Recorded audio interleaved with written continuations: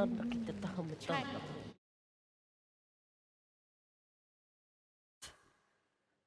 Attached to the content of this letter will be 3 historical memorandums to support the way that I feel about this subject.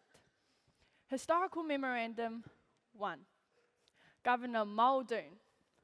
Governor Robert Muldoon was the Prime Minister of New Zealand in 1976.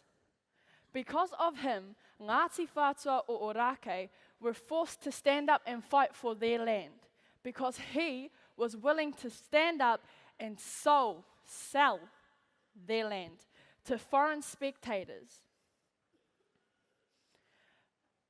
The thing is, they could have stopped all of this. They could have voted for someone else, but they didn't. Vote. It makes a change. You could have stopped it. Historical Memorandum 2, John Key.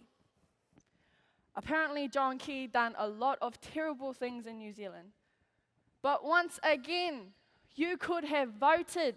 You could have changed that. You could have stopped it from happening.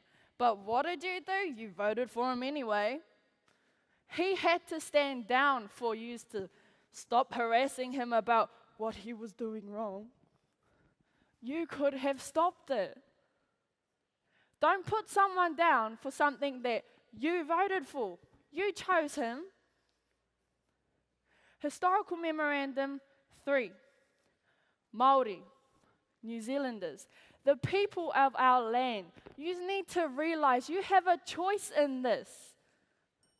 You could have stopped all these things, but you didn't. In signing off on this letter, I leave with you a quote by Jacinda Ardern.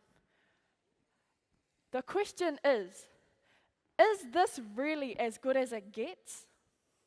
Signed, sealed, now delivered. Thank you. Get this out of me.